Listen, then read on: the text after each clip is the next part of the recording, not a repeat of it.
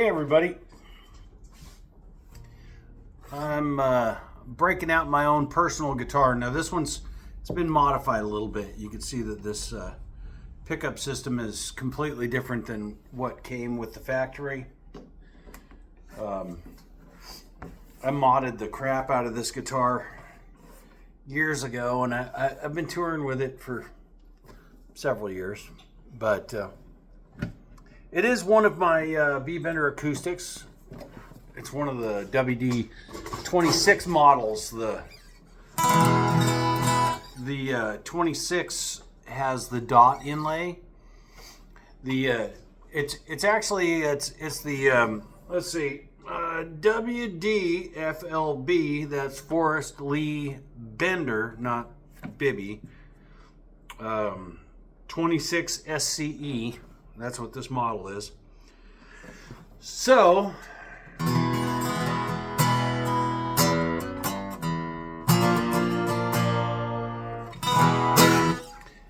yeah, this guitar, this is one that I got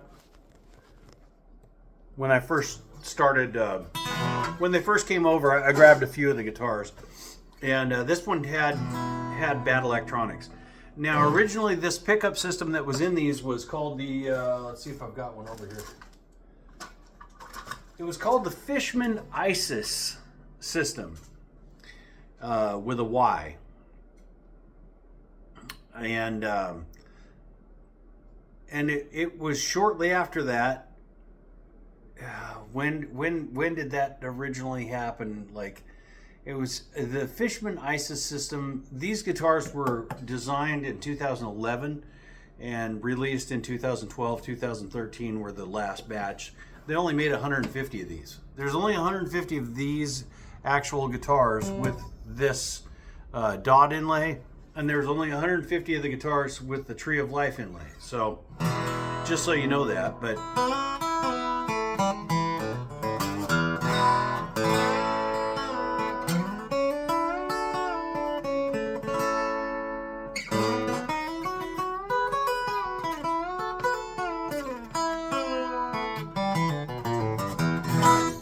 this is the world's first production B Bender acoustic guitar. Now, Gene Parsons had actually made a B Bender in an acoustic years before, and there's a couple other guys. Richard Bowden from the band Pinkard and Bowden, and he was also in Linda Ronstadt's band, and he was also the lead guitar player, lead singer of Shiloh, which was the band that Don Henley was the drummer from when they were kids in Texas.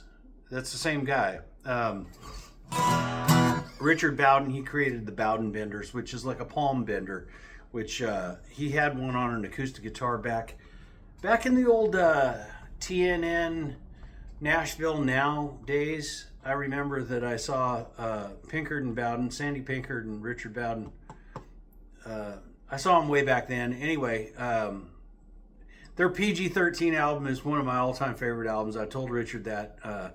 Huge fan of his. Just very cool stuff. Anyway, nobody had done one in an acoustic guitar where you press the neck down and, you know, it's...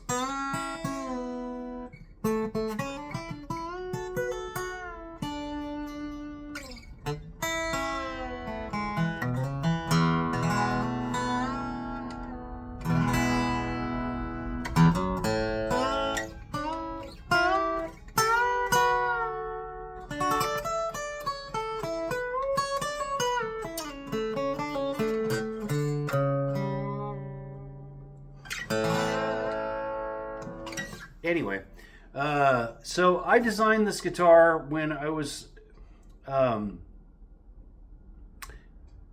back then I was still playing with, I was playing with Jace Everett, Trent Willman, Sonny Sweeney, like when she first got her record deal. I started subbing for Ebo, Eric Borash, and I played a few gigs with her.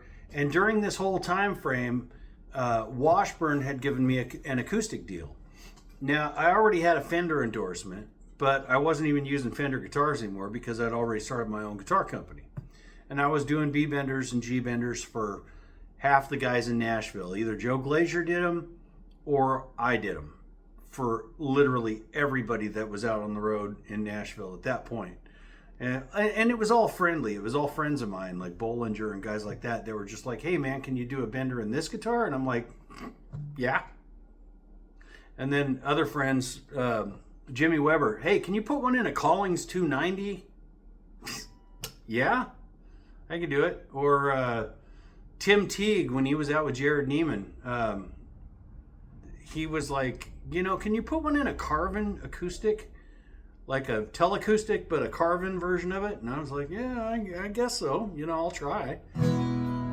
I mean, I was putting them in everything from PRSs to Han Tellys to, oh, you name it, man. I put B-benders in everybody's guitars back then. All the stuff that Joe probably didn't want to deal with. I might have been the second guy on the list, but... And then I talked to Joe later on, and I actually started installing Joe's benders, his remodeled benders. But we'd talked for probably 2 or 3 years prior to me actually becoming an official Glazier bender installer. But by that time, I was already pretty much established on my own. And then everybody knows the story from that point on. I broke my back. I was in a clamshell for 6 months, laying in bed. And I gave my sled that I built to install Joe Glazier's benders. I gave my sled back to him. Well, actually, I built it, but I gave it to him because I wasn't going to be installing his benders anymore. Anyway, prior to all that, when this guitar came out, it was the same time frame that the Gibson Music City bender guitar came out, which was a Les Paul that Joe had invented a bender for. And that's kind of what kickstarted his new bender design, I believe. I don't know, I haven't talked to him about it, but I'm assuming so. And you'll see John Bollinger playing that one a lot too, because he's got one of those. He's had quite a few of these guitars. He's got like 5 or 6 of my benders. I did one in his Les Paul back years ago, because there was another guy that was installing benders, and he absolutely butchered John's guitar.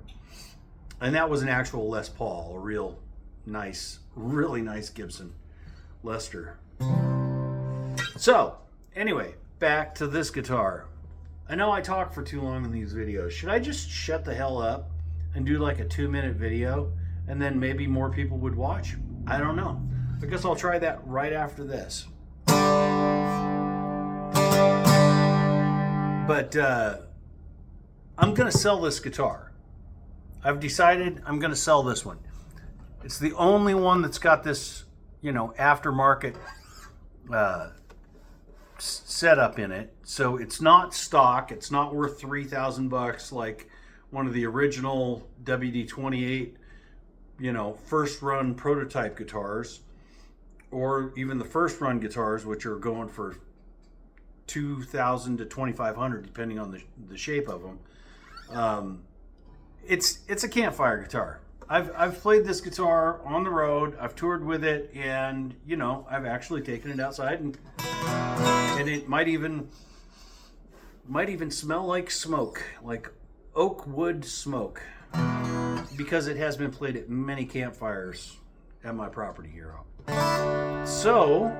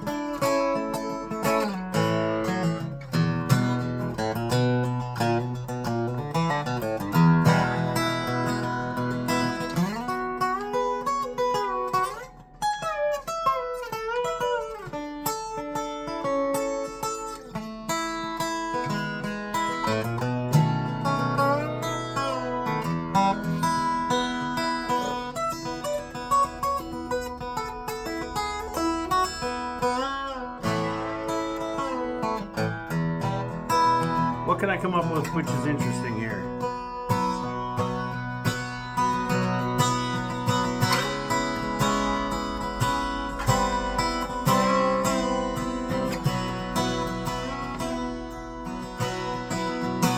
Let's try that again.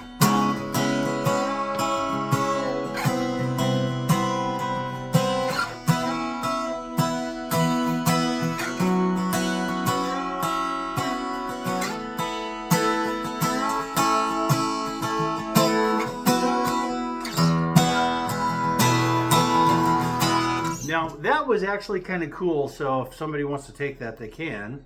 So I'm playing it's like an A sus2, but I'm doing it with a B. So I'm just playing a B with an open B string. So what would you call that, a super B? For all you Mopar fans out there.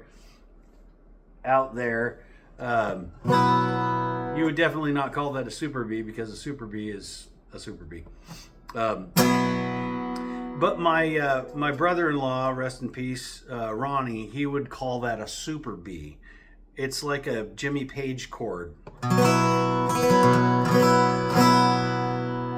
You know, so you're utilizing everything.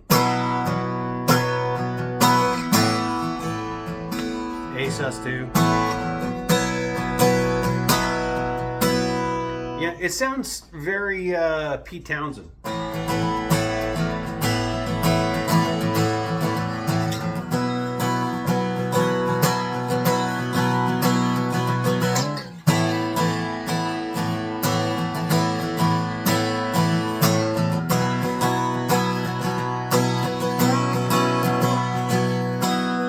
You know, you could take that and then move it. Okay, so now you're at a D. Okay. And bend that up.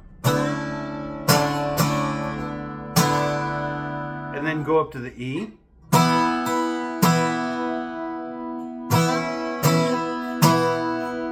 Back down to the D.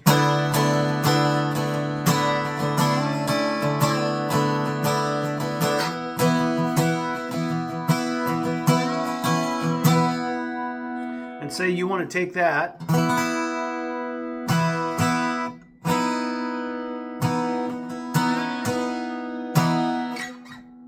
I better not do that, because if I do, I'm gonna get a copyright flag on this, and I'm trying desperately not to get my channel shut down. But you can see where this would be good.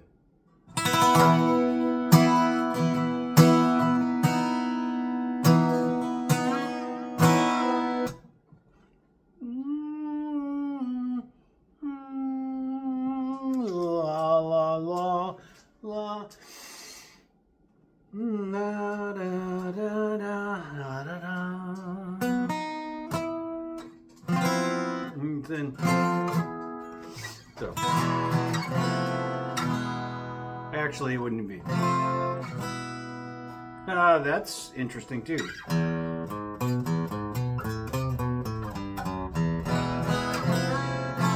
That doesn't work. So let's try it up here.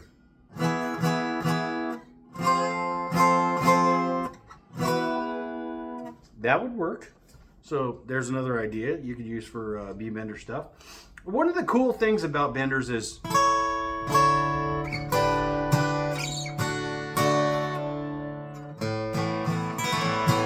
you know, everything in that, it's just a D chord. Actually, it's an A chord, but it's played up here in the D position.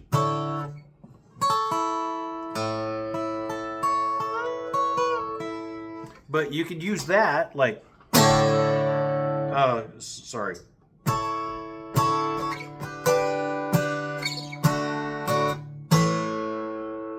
So you could use the bender with that.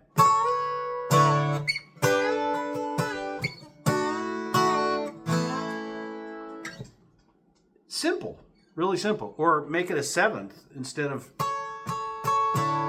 just a regular A. Make it a seventh. and bring it up to a major.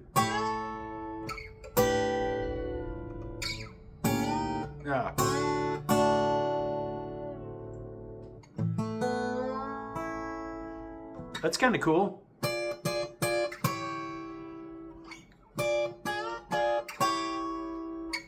Another cool thing is to take that same position. Okay, A.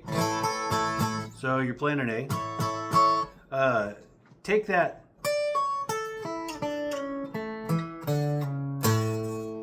Which is a very cool little descending lick where you're going from one chord shape to another chord shape. So you're going from the D shape to the E shape to the A shape.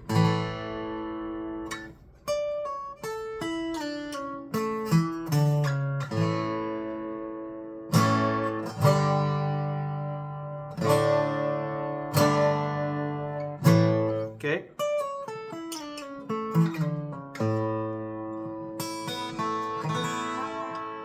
Now you could use a bender with that, and instead of going, you could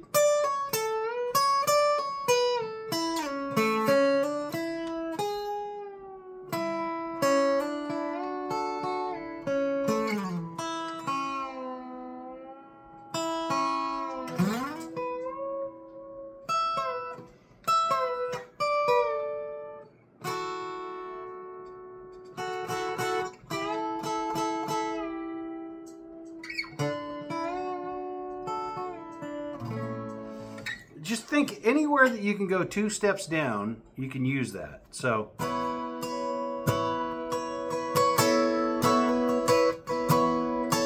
like that chord right there, you could use the bender on it.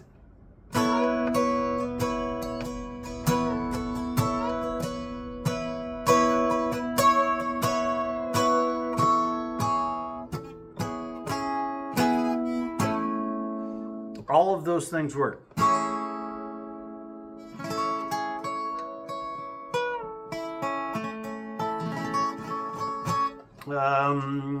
What else could I show you real quick? I'm at 17 minutes and 44 seconds already.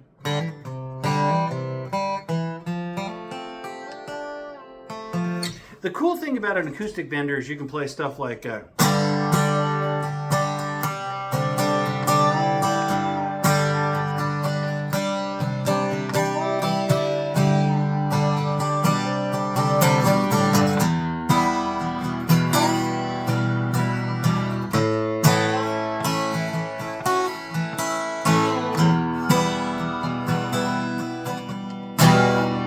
you know, that right there is very Pink Floyd-ish.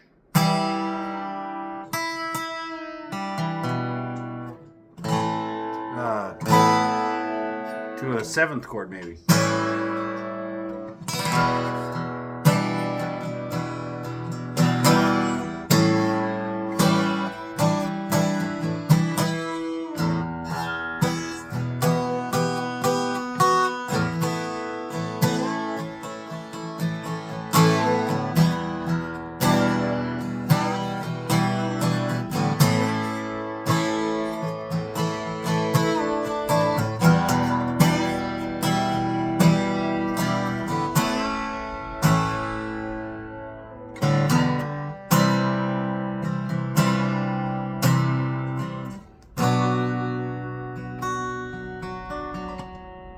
Even that chord right there.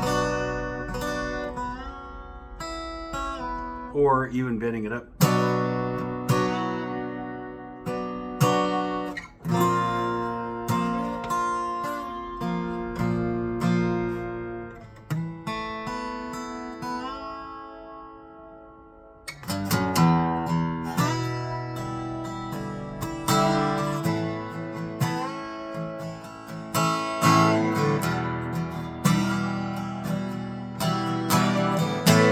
Okay, I'm gonna stop now. So like, subscribe, share, all that good stuff. And if anybody's interested in this guitar, I'm gonna be selling it, so let me know.